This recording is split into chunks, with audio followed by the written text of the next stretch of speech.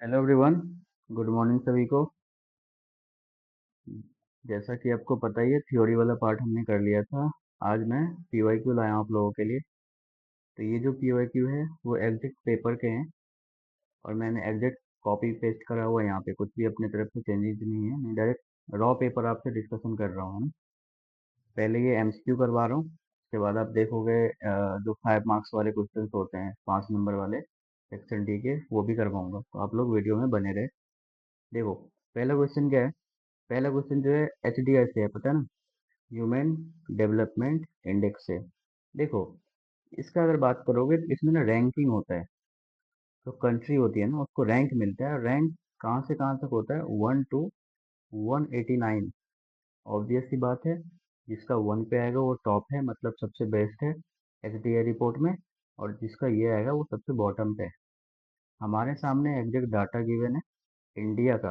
India का कितना है? देखो, इंडिया का बता रहा है कि जो एचडीआई रैंक है वर्ल्ड में वो है 130। म्यांमार का कितना दे रहा है?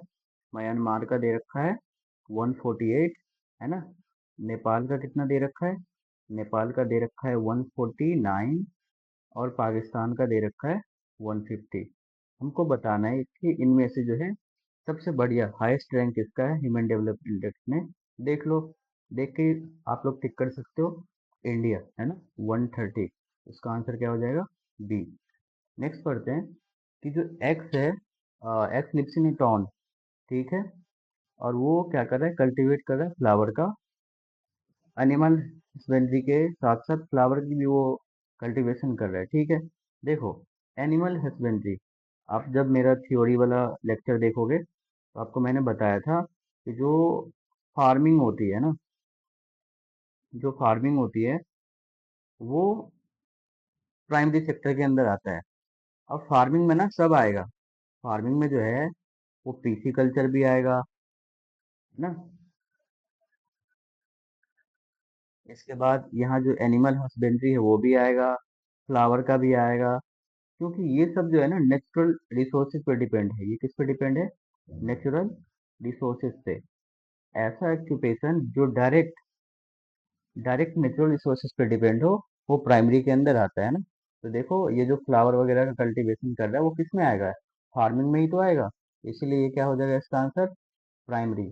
नेक्स्ट, देखो, जो 17 नंबर क्वेश्चन है ना, वो आपको दिया हुआ है कि आपको देख के बताना है कि ये जो है कौन से सेक्टर से बिलोंग कर रहा है। देखो, अगर आप देखोगे तो इसमें क्या है कि जो बहुत सारे वीमेन है वो क्या कर रही है? मार्केटिंग कर रही है ना, चीजों को खरीद बेच रही है। तो आप देखोगे कि ये जो है वो किस में आएगा? टर्सरी सेक्टर में आएगा, है ना। सेल्स वगैरह किस में आती है? टर्सरी में आती है। नेक्स्ट क्या है कि अगर आप देखो, अच्छा ये जो है विजुअली इम्पेयर्ड के है, the work of which the following comes in the secondary sector, ठीक है। देख लेते हैं इसको भी। इसमें सेकेंडरी सेक्टर में कौन सा आता है? देखो, beekeeping, basket weaver, money lender, fisherman. Beekeeping primary हो गया तो ये गलत हो जाएगा। मनी लेंडर सर्विस सेक्टर में आ गया ना, वो पैसा दे रहे लोगों को, तो ये भी सेकेंडरी सेक्टर में नहीं आएगा। फिशरमैन, देखो मछली, फिशिकल्चर अभी बताया था, है ना। फिशिकल्चर किसमें है? इसमें प्राइमरी वाले में, तो ये भी नहीं होगा। तो बचा ऑप्शन कौन सा? सी। तो ये हमारा बास्केट वीवर, ये प्रोडक्शन कर रहा है ना, बास्केट बना रहा है वो, तो ये किस में आ जाएगा? सेकेंडरी सेक्टर में आ जाएगा। क्लियर है? तो इसका आंसर था सी। नेक्स्ट बढ़ते हैं हम। नेक्स्ट क्या है? 18। हाँ, ये कह रहा है कि how does it become difficult for farmer in rural area to take loan from government bank. हाँ, बात ये इसका भी मैंने किया था थ्योरी में। बार बार बता रहा हूँ, जितने भी क्वेश्चंस है वो सब आप अगर एक बार मेरा थ्योरी वीडियो देख लोगे, वन शॉट वाला, वो मुश्किल से 1 घंटे का है। आपके सामने कोई भी ऐसा क्वेश्चन नहीं आएगा जो आप नहीं कर सकते, सारे क्वेश्चंस हो जाएंगे। ये क्वेश्चंस भी वहां से कर सकते हैं हम। देखो कि मैंने बताया था कि जो अनऑर्गेनाइज सेक्टर है, जो जैसे फार्मर वगैरह है ना, उसको अनऑर्गेनाइज सेक्टर से लोन लेना पड़ता है। क्लियर है क्या? क्यों अनऑर्गेनाइज? मतलब ये जो मनी लेंडर वगैरह होते हैं ना गांव में, उनसे लेना पड़ता है। और वहाँ पे उनको जो है इंटरेस्ट, जो इंटरेस्ट है वो बहुत ज़्यादा देना पड़ता है। इनको जो है सिक्योरिटी नहीं रहती है ना। इनको बहुत ज़्यादा एक्सप्लॉयटेशन फेस करना पड़ता है। तो ये फार्मर जो है और ऑर्गेनाइज सेक्टर में से पैसे क्यों नहीं ले पाते हैं ना? जो हमारा ऑर्गेनाइज्ड है, जैसा कि बैंक हो गया, बैंक वगैरह से पैसे क्यों नहीं ले पाते? तो सबसे पहली बात, इनके पास कोलेट्रल नहीं है होता। क्या नहीं होता? कोलेट्रल। कोलेट्रल क्या होता है पता है? कुछ भी, ये होता है टर्म्स ऑफ क्रेडिट। ये क्या होता है? Terms of credit. कि मान लो आपको चाहिए लोन, क्रेडिट चाहिए आपको, तो बैंक को आपको उस लोन के एवज में कुछ जमा करके रखना पड़ेगा। वो गोल्ड हो सकता है, वो पेपर हो सकता है घर का, है ना, वो कोई भी आपके पास अगर व्हीकल है उसका पेपर हो सकता है। कि आप अगर वो लोन रीपे नहीं कर सकते, तो फिर बाद में जो ये कोलेट्रल जो आपने बैंक को सबमिट करा है लोन लेते टाइम, उस पे बैंक का क्लेम हो जाएगा। तो पहली बार जो छोटे किसान होते हैं ना गांव में, उसके पास कोलेट्रल नहीं होता। तो ऑप्शन ए सही कह रहा है कि इसके कमी से वो नहीं ले पाते, है ना, बैंक वगैरह से लोन। दूसरा, कॉम्प्लिकेटेड प्रोसीजर। सही बात है। जो बैंक का प्रोसीजर होता है ना, अब जैसे मनी लेंडर से पैसे लेना, मनी लेंडर क्या होता है? जनरली उसके गांव का ही होगा कोई, है ना, जो किसान है उसके गांव का ही होगा कोई ना कोई। तो डायरेक्ट जो है फार्मर इसके घर पे जाएगा और इससे पैसा लेगा। वो मनी लेंडर क्या करता है, डेट वगैरह लिख लेता है, रेट ऑफ इंटरेस्ट लिख लेता है, और बोलता है ठीक है इतने तारीख को दे देना, तुम्हारा ये इंटरेस्ट चल रहा है मंथली। वो गांव से ही ले लेता है पैसा, कोई प्रोसीजर नहीं, कोई पेपर वर्क नहीं, डायरेक्ट पैसा मिल जाता है। लेकिन बैंक, पता है ना, बैंक तो काफी सारे प्रोसेस को फॉलो करती है ना। तो लॉन्ग प्रोसीजर की वजह से भी फार्मर लोग बैंक तक, बैंक का जो पेपर वर्क है, डॉक्यूमेंटेशन है, वो सब नहीं कर पाते हैं। ठीक है। तो कॉम्प्लिकेटेड प्रोसीजर की वजह से भी नहीं ले पाते। तो ऑप्शन सेकंड भी सही बात कह रहा है। हाई कॉस्ट ऑफ बोरोइंग, ये मैंने आपको लेक्चर सीरीज में बताया था कि ये गलत बात है यहाँ पे। कि जो रेट ऑफ इंटरेस्ट है ना, रेट ऑफ इंटरेस्ट, वो अनऑर्गेनाइज सेक्टर में ज्यादा है, ऑर्गेनाइज सेक्टर में जो है वो कम है। समझ आया? जैसे बैंक वगैरह है, बैंक, तो यहाँ पे जो रेट ऑफ इंटरेस्ट है ना, रेट ऑफ इंटरेस्ट वो कम है। लेकिन अनऑर्गेनाइज सेक्टर में जो रेट ऑफ इंटरेस्ट है वो क्या है, ज्यादा है। तो ये ऑप्शन गलत हो गया। लैक ऑफ अवेयरनेस, हाँ, किसान लोगों को ना कोई समझाने वाला भी नहीं होता, उनमें इतनी अवेयर नहीं होती गांव में, तो उनको कोई बताए कि आप ऑर्गेनाइज सेक्टर से लोन लो, वहाँ पे आप सेफ फील करोगे, आपको इंटरेस्ट रेट कम लगेगा। तो ये सब भी बताने वाला नहीं रहता वहाँ पे, जिसके वजह से वो नहीं ले पाते लोन, है ना। तो देखो फर्स्ट, सेकंड और फोर्थ ऑप्शन सही है। ऑप्शन में इधर देखो, फर्स्ट, फर्स्ट सेकंड और फोर्थ किसमें है? First second and fourth, option C. हो गया ये भी। आगे पढ़ते हैं। देखो 19 क्वेश्चन क्या कह रहा है?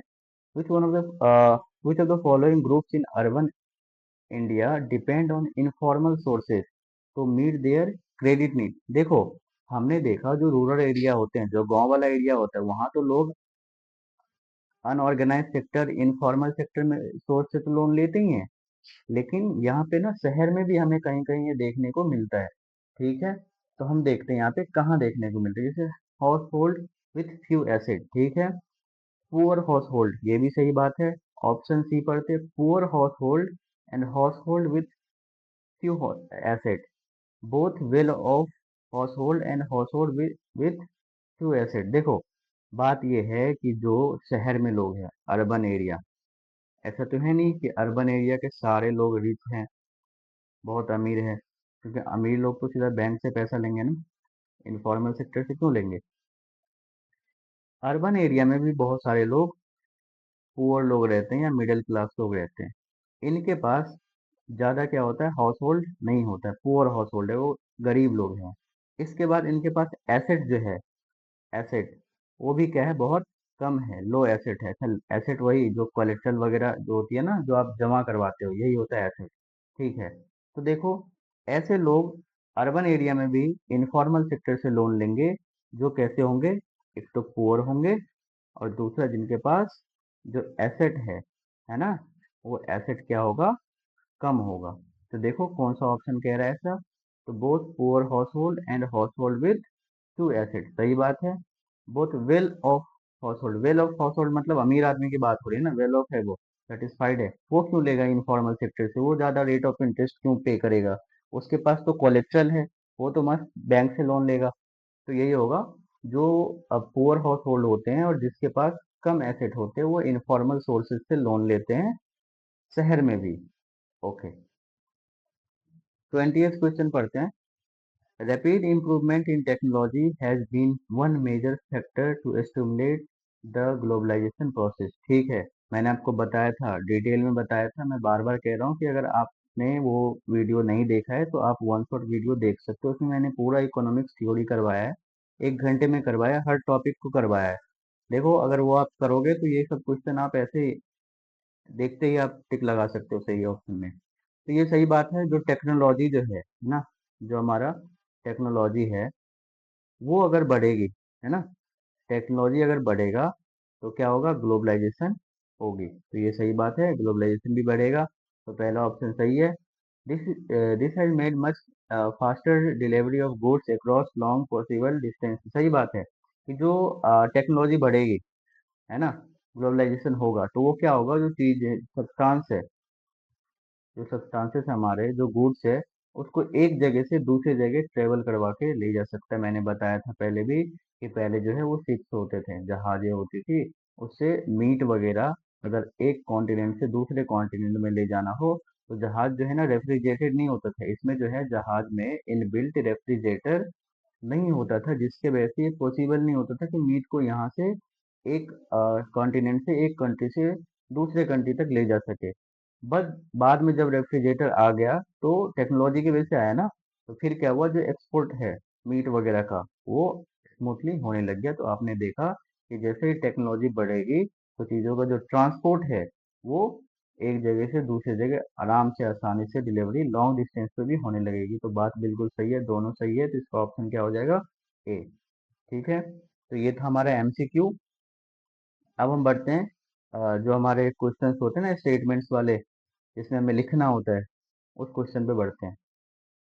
ओके, देखो, अब ये जो है 2025 का पीवाईक्यू है, एग्जैक्ट पेपर से उठाया हुआ मैंने।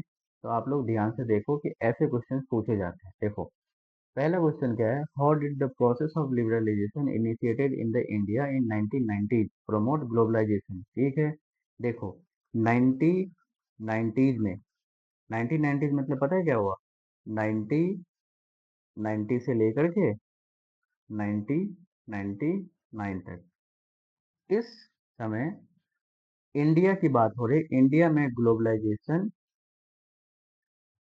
कैसे स्टार्ट हुआ या बूस्ट हुआ, आगे बढ़ा।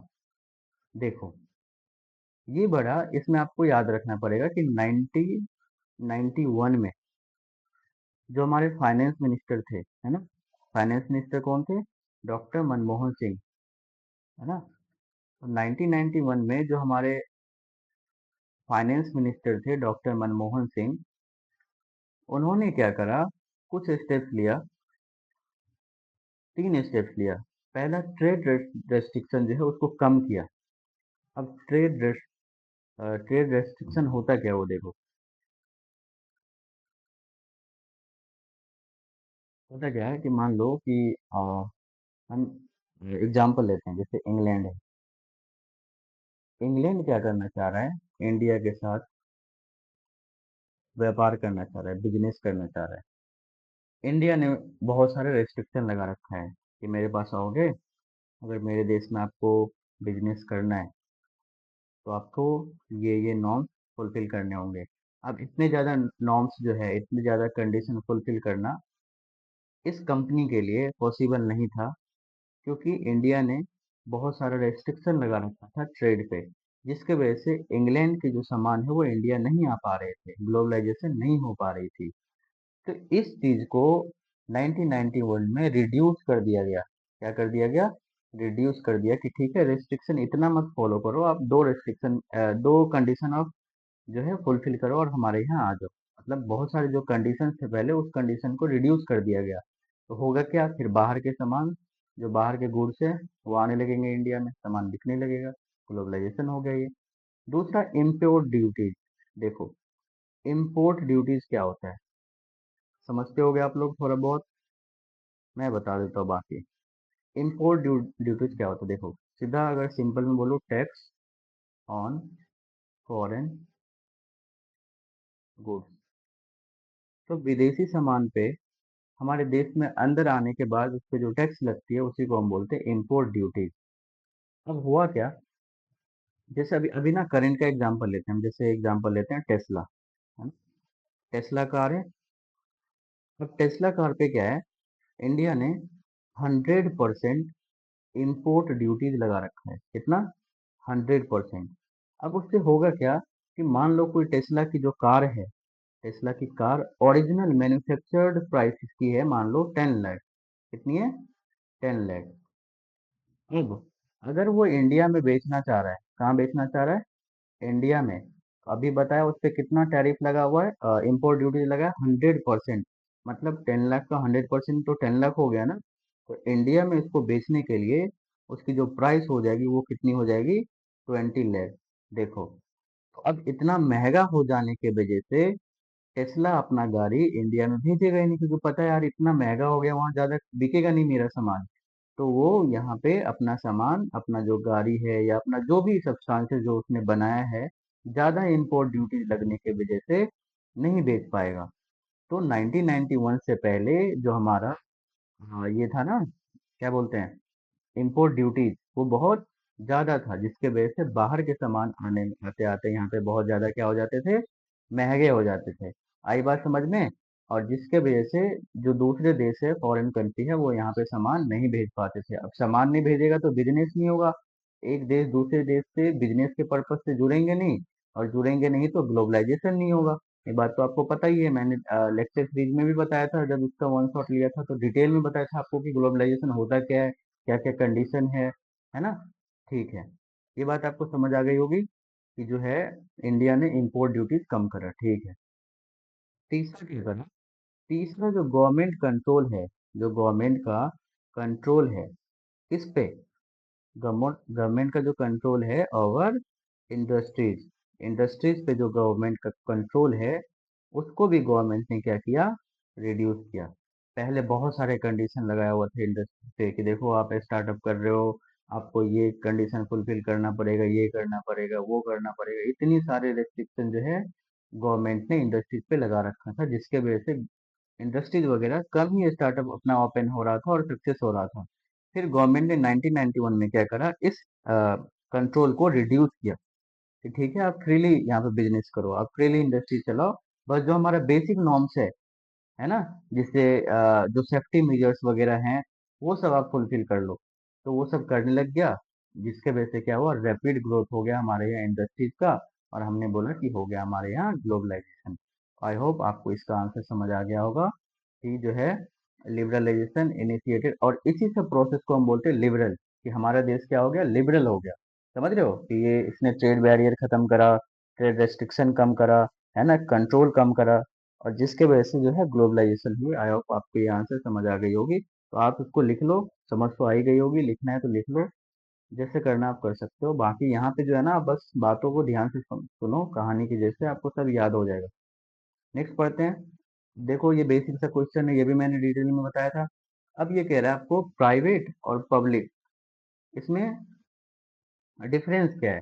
इकोनॉमिक एग्जाम्पल है ना, सेक्टर ऑफ इकोनॉमी में जो हम देखते हैं कि जो हमारे जो है ना दो होते हैं, एक होता है प्राइवेट सेक्टर और दूसरा क्या होता है? Public sector. देखो, मैंने आपको पहले भी बताया था कि जो ये प्राइवेट वाले होते हैं ना, जो ये प्राइवेट वाले होते हैं, इसको कौन ऑन करता है? इसको कंट्रोल करता है कोई इंडिविजुअल। क्या करता है? इंडिविजुअल या फिर कोई कंपनी। यही तो ऑनर होते हैं इसके, ये क्या होते हैं इसके? ऑनर। ओके भाई, समझ आ गया। लेकिन जो हमारे ये होते हैं पब्लिक, है ना, पब्लिक सेक्टर में क्या होता है? इसके ऑनर कौन होते हैं? पब्लिक सेक्टर में जो ऑनर होते हैं ना, वो होता है गवर्नमेंट। कौन होता है? गवर्नमेंट। आई बात समझ में? ठीक है। अगर हम प्राइवेट का ऑब्जेक्टिव देखें, प्राइवेट का क्या देखें? ऑब्जेक्टिव, कि भाई इसका उद्देश्य क्या है उसका मकसद क्या है? तो ऑब्जेक्टिव क्या है इसके? इसके ऑब्जेक्टिव है, मेन ऑब्जेक्टिव है अर्न प्रॉफिट, जितना ज्यादा हो पैसा छापो। समझ रहे हो? ये होता है प्राइवेट कंपनी के ऑब्जेक्टिव। आपने देखा होगा ना, जैसे ईस्ट इंडिया कंपनी वगैरह जो था ब्रिटिशर्स का, वो जब हमारे इंडिया में आया तो उसने क्या करा? हमारे इंडियंस के कोई भी वेलफेयर का जो है वेलफेयर को कंसिडर नहीं करा, है ना। उसने क्या करा? भर भर के टैक्स ये सामान के प्राइस इंक्रीज करे। इतना एक्सप्लॉयटेशन हुआ इंडियंस का, पता है ना आपको? ये दूसरा टॉपिक है, फिर कभी और बात करेंगे। तो यहाँ से हमको याद रखना है कि ऑब्जेक्टिव क्या है प्राइवेट इंडस्ट्री का, कि उसको करना है सिर्फ प्रॉफिट अर्न। दूसरा हम देखते हैं कि अगर हम बात करें पब्लिक पब्लिक सेक्टर का, तो भाई देखो पब्लिक का जो ऑब्जेक्टिव होता है ना, पब्लिक सेक्टर का जो ऑब्जेक्टिव होता है वो होता है पब्लिक वेलफेयर। क्या होता है? Public welfare. उसका जो है ना प्रॉफिट जो है, प्रॉफिट वो सेकेंडरी होता है। कैसा होता है? सेकेंडरी, मेन ऑब्जेक्टिव नहीं होता। मेन ऑब्जेक्टिव अभी भी क्या है? Public welfare. देखो मैं एग्जांपल से समझाता हूँ आपको, कि मान लो कि कोई पब्लिक सेक्टर है, जैसे हम रेलवे का बात करें, इंडियन रेलवे कैसे है? पब्लिक है, ओके। अब अगर रेलवे कभी लॉस में जा रहा है, किस में जा रहा है? लॉस में जा रहा है, तो रेलवे ना बंद नहीं करता कि चलो हम तो बंद कर दे रहे हैं, बाहर में जाए जनता, हम बंद कर दे रहे हैं। ये बंद नहीं करेगा। क्यों? क्योंकि उसको पता है अगर मैंने रेलवे बंद कर दिया तो बहुत लोगों का ट्रांसपोर्टेशन रुक जाएगा। पब्लिक वेलफेयर देख रहा है वो। लेकिन अगर पब्लिक प्राइवेट जो सेक्टर है, प्राइवेट कंपनी है, अगर वो लॉस में गया, प्राइवेट कंपनी क्या गया लॉस में, वो क्या करेगा? रातों रात कंपनी बंद कर देगा। उसमें जितने एम्प्लॉय था उसका वो नहीं देखेगा, कंपनी क्या करेगा? बंद करके निकल जाएगा। समझ रहे हैं आप लोग? तो ये है। तो अब जो प्राइवेट सेक्टर होते हैं उसके ऑब्जेक्टिव कैसे होते हैं? प्रॉफिट करना होता है ना? ठीक है। नेक्स्ट हम देखते हैं जो सोर्स ऑफ कैपिटल होता है। समझ रहे हो कि अगर जो हमारा प्राइवेट सेक्टर है, जो हमारा प्राइवेट सेक्टर है, उसके सोर्स ऑफ कैपिटल मतलब उसमें पैसे कहाँ से आते हैं? सोर्स ऑफ कैपिटल कहाँ से आता है? पैसे कहाँ से आते हैं उसको रन करने के लिए? तो इसमें जो सोर्स ऑफ कैपिटल है वो कौन होते हैं? ये होते हैं हमारे प्राइवेट ऑनर्स, है ना? जैसे जो इंडिविजुअल होता है ना प्राइवेट ऑनर, वो होता है इसके source of capital, private owner. आगे बात आपको समझ में। लेकिन जो पब्लिक सेक्टर होते हैं, पब्लिक सेक्टर उसके सोर्स ऑफ कैपिटल क्या होता है भाई? उसका सोर्स ऑफ कैपिटल होता है टैक्स। समझ रहे हो? जो जनता का पैसा होता है ना, मनी, किसका? पब्लिक का। पब्लिक का जो मनी होता है वो होता है सोर्स ऑफ कैपिटल, किसका? पब्लिक सेक्टर का। क्लियर है क्या? एग्जाम्पल देख लो आप। जैसे हम state bank of India, Indian railway, वो सब हमारा पब्लिक सेक्टर हो गया। और जो प्राइवेट सेक्टर में हो गया वो रिलायंस इंडस्ट्रीज, टाटा मोटर, ये सब जो है हमारा पब्लिक प्राइवेट सेक्टर हो गया। नेक्स्ट क्वेश्चन देखते हैं। देखो ये जो है लॉन्ग क्वेश्चन है, देखो एग्जैक्ट उठाया हुआ मैंने एग्जाम से, मार्क्स भी दिख रहे होंगे आपको, ये 5 मार्क्स के हैं। तो आप जज कर सकते हो। मैं यहाँ पे वही चीज करवा रहा हूँ जो आपके पेपर पॉइंट ऑफ व्यू से इम्पोर्टेंट है, जो एग्जैक्ट आते हैं पेपर में वो करवा रहा हूँ मैं आपसे, है ना? कोई भी हवाबाजी नहीं, इधर उधर की बातें नहीं। ऐसा नहीं कि कोई भी मैं पीपीटी बना के ला रहा हूँ, उस पे लेक्चर दिए जा रहा हूँ। यहाँ पे आप जो भी करोगे वो आपके लिए प्रोडक्टिव होगा। देख सकते हो आप, सीधा पेपर का क्वेश्चन से ये 5 नंबर के सेक्शन डी का। देखो अब इसमें क्या कह रहा है कि जो manufacturing industries are considered the backbone of the economic development of country justified statement. देखो ये कह रहा है कि मैन्युफैक्चरिंग इंडस्ट्री जो होते हैं हमारे, मैन्युफैक्चरिंग, पता नहीं ये कौन से सेक्टर में आएंगे? ये आएंगे हमारे सेकेंडरी सेक्टर में, सेकेंडरी सेक्टर। तो इसके बारे में बात हो रही है कि कहा जा रहा है कि ये जो सेकेंडरी सेक्टर है ना वो बैकबोन है। क्या है? बैकबोन है। कहने का मतलब बहुत इंपॉर्टेंट है हमारे इकोनॉमी के लिए। आई बात समझ में? इसको हमें एक्सप्लेन करना है, करते हैं। देखो कैसे है। सबसे पहला बात कि जो हमारा ये मैन्युफैक्चरिंग इंडस्ट्रीज होते हैं ना, वो क्या करते हैं? जो रॉ मटेरियल, जो रॉ मटेरियल है उसको फाइनल गुड्स में कन्वर्ट करते हैं। मान लो किसान ने प्राइमरी के थ्रू कॉटन बनाया, कॉटन का फार्मिंग करा, लेकिन सिर्फ कॉटन की उतनी वैल्यू नहीं है जितनी वैल्यू उससे बने हुए क्लोथ्स की है। और ये क्लोथ्स बनाता कौन है? ये क्लोथ्स बनाता है हमारा ये जो है सेकेंडरी सेक्टर, वो। तो आपने देखा क्या इंपॉर्टेंट रोल प्ले कर रहा है वो। जैसे अगर हम बात करें आयरन ओर, आप साइंस में पढ़े होंगे ना आयरन ओर। आयरन ओर मतलब आयरन तो फ्री फॉर्म में तो मिलता नहीं है, आयरन ओर के फॉर्म में मिलता है। आयरन ओर से जो हमारा स्टील बन रहा है, समझ रहे हो आप? उसको कौन बना रहा है? उसको बना रहा है सेकेंडरी सेक्टर। क्लियर है? ठीक है। नेक्स्ट क्या देखते हैं? Create employment. सही बात है, जो सेकेंडरी सेक्टर है, अभी भी आप देखोगे जो डेवलपिंग स्टेट्स है, जो थोड़े गरीब स्टेट्स है, यूपी, बिहार, इधर के जो लोग हैं वो बोलते हैं ना कि मैं गुजरात जा रहा हूँ, मैं महाराष्ट्र जा रहा हूँ। वो कहाँ जाते हैं ये लोग? ये लोग कंपनी में काम करने के लिए ही तो जाते हैं। मतलब उन लोगों को क्या मिल रहा है? एम्प्लॉयमेंट मिल रहा है। क्या मिल रहा है? एम्प्लॉयमेंट मिल रहा है।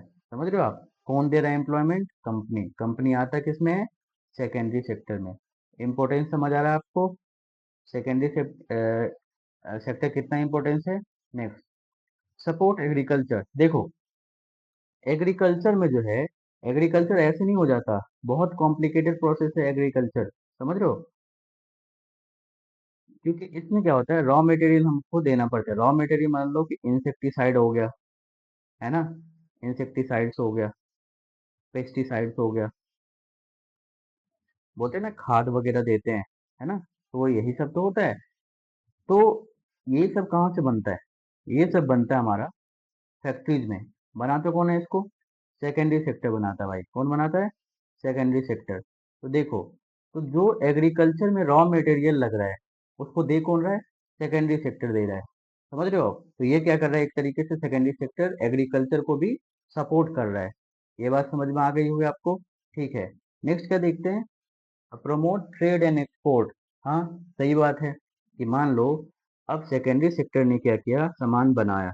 जो हमारा सेकेंडरी सेक्टर है ना, इसने चीज़ों को मैन्युफैक्चर्ड करा। जैसे मान लो इसने कार बनाया, इसने बाइक बनाया, फोन बनाया। अब ये सब क्या होगा? एक्सपोर्ट होगा ना उसका। दूसरे देश में भी तो जाएगा बिकने के लिए। इसकी क्या होगी?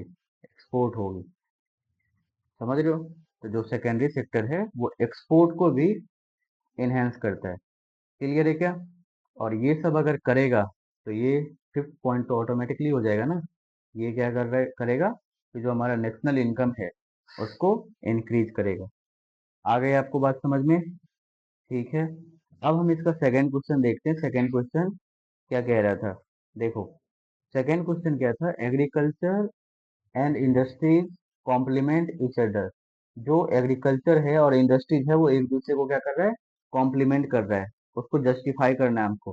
ठीक है, ये जो एग्रीकल्चर और इंडस्ट्रीज एक दूसरे को कॉम्प्लीमेंट कर कैसे रहा है? तो पहला देखो, पहले हम देखते हैं कि जो इंडस्ट्रीज है हमारा, इंडस्ट्रीज वो कैसे हेल्प कर रहा है। कैसे ये हेल्प कर रहा है इसको, एग्रीकल्चर को? तो इंडस्ट्री हेल्प कैसे करता है, पहले अभी भी बताया था मैंने आपको कि यहाँ पे जो है, जैसे ये जो इंसेक्टिसाइड, पेस्टिसाइड्स, केमिकल होते हैं, या जो एग्रीकल्चरल प्रोडक्ट जैसे ट्रैक्टर वगैरह हो गया, ट्रैक्टर हो गया, है ना, थ्रेसिंग मशीन हो गया, इंसेक्टिसाइड हो गया, ये सब प्रोवाइड करता है।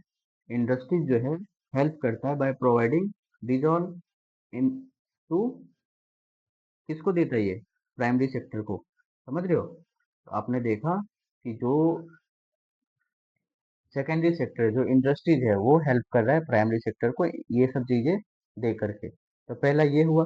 अब हम देखते हैं कि जो प्राइमरी सेक्टर है हमारा, जो हमारा प्राइमरी सेक्टर है, मतलब एग्रीकल्चर वाला जो है प्राइमरी सेक्टर, या फिर एग्रीकल्चर वाला जो पार्ट है हमारा, वो कैसे हेल्प करता है? तो ये हेल्प करता है। ये हेल्प कैसे करता है? तो ये क्या देता है, देखो, ये देता है रॉ मटेरियल। क्या देता है? रॉ मटेरियल देता है। किसको देता है रॉ मटेरियल? रॉ मटेरियल देता है ये इंडस्ट्रीज को। किसको? इंडस्ट्रीज को।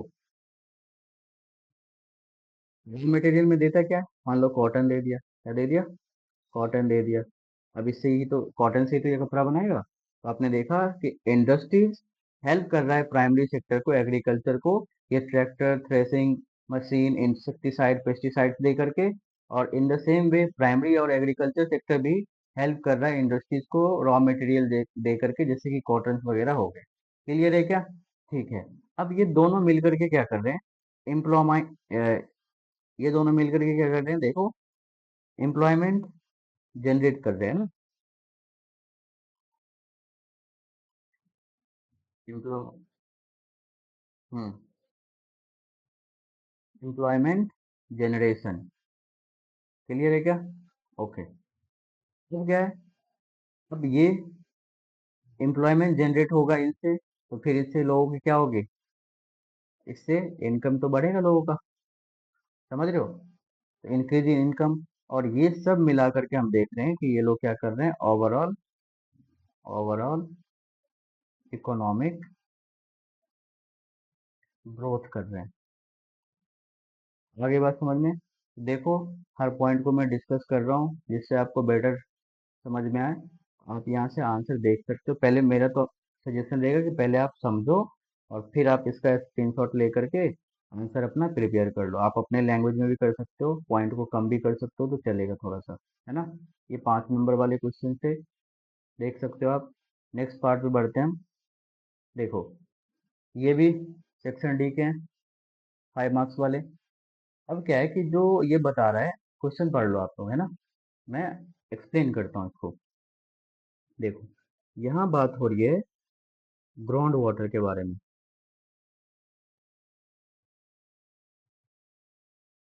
पता है ये कौन सा टॉपिक है, अगर टॉपिक की बात करोगे तो मैंने लेक्चर में पहले पढ़ाया हुआ है। ये है सस्टेनेबल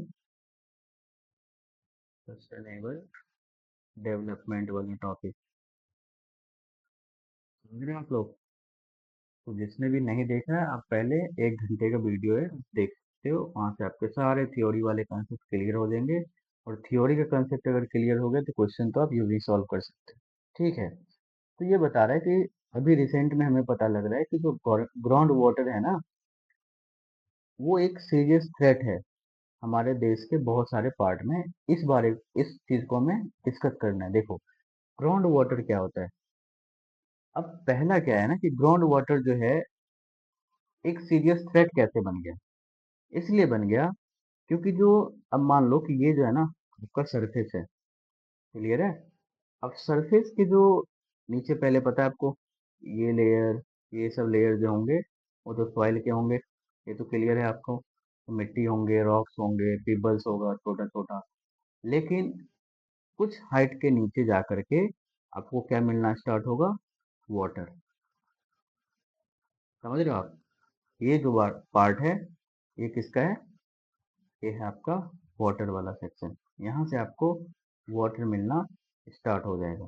ठीक है, अब होता क्या है ना कि हम कभी कभी वाटर का ओवर यूज कर लेते हैं। अब देखो इसको बोलते हैं वाटर टेबल। देखो मैं बता रहा हूँ आपको कि ये जो होता है ना हमारा, इसको बोलते हैं वाटर टेबल। ये वाला जो एरिया है जहाँ पे हमको मिला पानी, इसको हम बोलते हैं वाटर टेबल। कि इतना दूर पे जा करके हम, अब मान लो कि ये कहीं पे जो है आपको 30 मीटर पे मिल गया, कहीं पे 20 मीटर पे मिल गया, तो हम बोलेंगे वाह बढ़िया है, हम यहाँ से पानी ले लेते हैं। और यही पानी वगैरह सब जो है आपको पता है पंप सिस्टम के थ्रू बाहर लाया जाता है और इसका हेल्प किया जाता है, इसको यूज किया जाता है इरिगेशन में। ठीक है भाई। अब क्या होता है किसी किसी एरिया में क्या होता है, जो अ, बारिश वगैरह है वो नहीं होती, पता है ना, इकोनॉमिकल सॉरी इन्वायरमेंटल चेंज की वजह से बारिश वगैरह नहीं होती। तो क्या होता है, यही जो आपको 20 मीटर 30 मीटर पे पानी मिल गया था, वही अगर आपको ना मिले, ये सीधा जाके मिले 100 मीटर पे, बहुत दूर मिले जाके पानी, इसी को हम बोलते हैं जो ग्राउंड वाटर है, उसमें क्या हो गया, डिप्लेशन हो गया। वाटर टेबल में क्या हो गया, डिप्लेशन हो गया, कि पानी अब हमको बहुत नीचे जाके मिलता है या मिलता ही नहीं है। समझ रहे हो, तो ये एक थ्रेट है, क्योंकि इससे क्या होगा, इरिगेशन नहीं होगा। इरिगेशन नहीं होगा तो इरिगेशन लोग कैसे करेंगे, जब ग्राउंड वाटर से इरिगेशन होगा ही नहीं, तो इरिगेशन वो क्या करेंगे, आर्टिफिशियली करेंगे ना। उससे क्या होगा, ये बहुत ज़्यादा कॉस्टली हो जाएगा। कैसा हो जाएगा, बहुत ज़्यादा कॉस्टली हो जाएगा। जिसके वजह से क्या होगा, जो हमारा प्रोडक्टिव कॉस्ट होगा, जो प्रोडक्टिव वो कॉस्ट होगा, वो बहुत ज़्यादा इंक्रीज हो जाएगी। क्लियर है क्या, ये है। तो यही है कि rapid depletion of water table, ये बताया वाटर टेबल क्या होता है। अब क्या, excessive use of irrigation industries and domestic purpose lower the ground water level. ठीक है, एक्सेसिव यूज कर लेते हैं तो जो हमारा ग्राउंड वाटर लेवल है उसको कम कर देता है, और लेवल जो है वो कम कर देता है। ठीक है, नेक्स्ट क्या है, अनइक्वल अवेलेबिलिटी। देखो पता है कि जो बहुत सारा एरिया है हमारे यहाँ, वो वाटर स्कार्सिटी को फेस करते हैं। क्लियर है क्या, हाँ।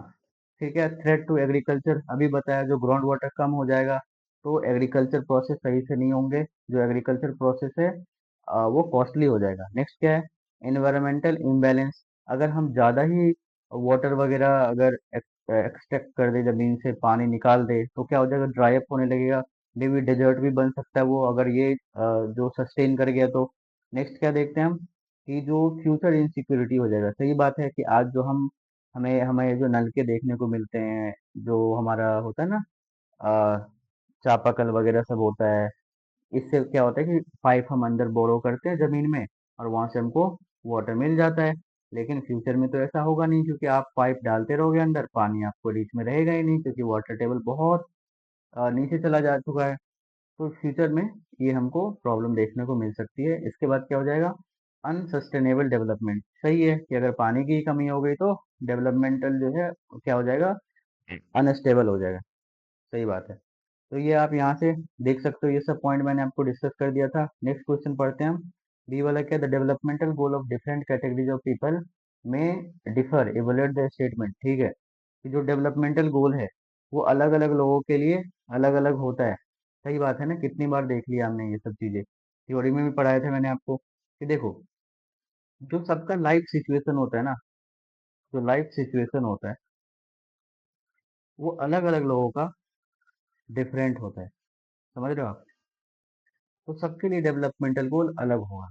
एग्जाम्पल के लिए देखते हैं, जो अमीर लोग हैं वो ना बेसिक फैसिलिटी से फुलफिल है। जो बेसिक फैसिलिटी होता है ना, वो ऑलरेडी फुलफिल्ड है। समझ रहे हो? मतलब जैसे घर हो गया, फूड हो गया, इन सब से ये ऑलरेडी फुलफिल है। तो इनका जो डिजायर है, इसका डिजायर जो है वो बेसिक रिक्वायरमेंट नहीं है। इसका जो डिजायर है कि इसका जो बिजनेस है उसमें जो प्रॉफिट है वो बहुत ज्यादा हो जाए। वो कैसा हो जाए, इंक्रीज हो जाए। समझ रहे हो आप?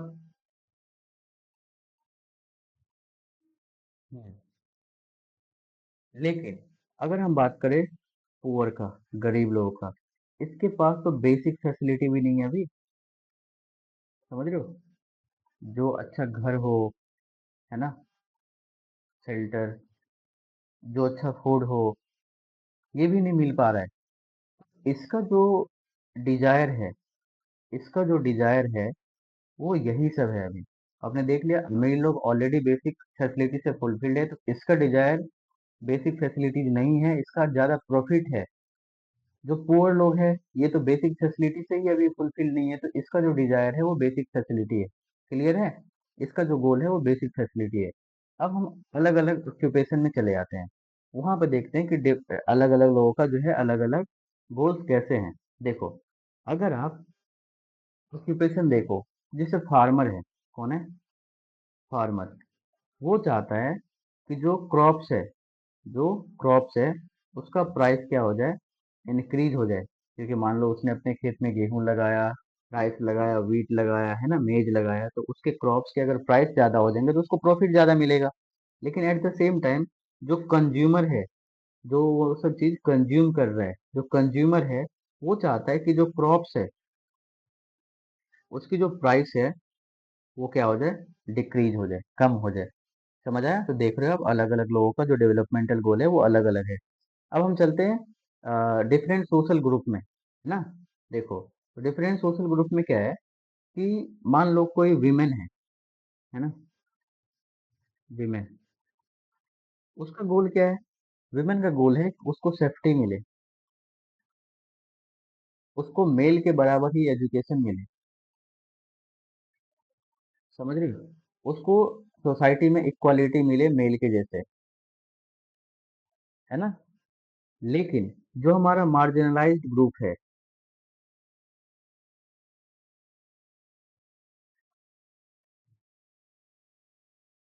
देखो, ये मार्जिनलाइज्ड ग्रुप कौन से होते हैं, ये होते हैं जो हमारे ट्राइबल लोग होता है, या बैकवर्ड क्लासेस होते हैं, एस सी एस टी लोग जो होते हैं जनरली, उनको क्या होता है, पुराने टाइम से ही बहुत सारा डिस्क्रिमिनेशन झेलने को मिलता है। समझ रहे हो? डिस्क्रिमिनेशन। इनका जो डिजायर है वो क्या है, मार्जिनलाइज्ड ग्रुप का, तो उसको सोशल जस्टिस मिले, इक्वल अपॉर्चुनिटीज मिले। समझ आया क्या? ठीक है। अब हम कॉन्फ्लिक्टिंग इंटरेस्ट देखते हैं। कॉन्फ्लिक्टिंग इंटरेस्ट मतलब ये भी बताया था मैंने थ्योरी में आपको कि टारगेट एक ही है, लेकिन लोगों का अलग अलग डिमांड है। जैसे अगर हम बात करें कि जो कंस्ट्रक्ट डैम का कंस्ट्रक्शन होगा, वो इंडस्ट्रियलिस्ट लोगों के लिए तो हेल्प होगा क्योंकि उससे उसको पैसा मिलेंगे, लेकिन विलेजर को क्या होगा, डैम बनने के वजह से एक जगह से दूसरी जगह मूव करने होंगे, तो उसके लिए तो ये चीज नुकसानदायक है। तो आपने देखा कि कंस्ट्रक्शन इंडस्ट्रियलिस्ट लोग बनाना चाह रहा है, डैम बनाना चाह रहा है, जिससे क्या होगा कि उसको पैसे मिलेंगे कंस्ट्रक्शन के, लेकिन विलेजर लोगों को डैम बनने की वजह से एक जगह से दूसरी जगह जाने होंगे, तो इसीलिए उसको क्या होगा, नुकसान होगा। दूसरा, नॉन मटेरियलिक गोल्स जो है उसको वो भी अलग है। जैसे अलग अलग लोग, some people want respect, freedom, security, equal treatment, just not just income. समझ रहे हो? तो लोगों को बस इनकम ही नहीं चाहिए होता है, अलग अलग चीजें भी चाहिए होती है। तो ये था आपका पीवाईक्यू, करवा दिया मैंने इकोनॉमिक्स का। अब मैं पॉलिटी का वीडियो सीरीज लाऊंगा। पहले मैं वन शॉट वीडियो जिसमें सारे चैप्टर में कवर करवा दूंगा। नेक्स्ट ऐसे ही पॉलिटी का भी मैं जो है आपको पीवाईक्यू करवाऊंगा। तो अगर ये हेल्पफुल हो रहा हो तो प्लीज़ सब्सक्राइब करें चैनल को। आज के लिए बस इतना ही। हम फिर मिलते हैं आगे के वीडियोज़ में पॉलिटी के साथ। Thank you.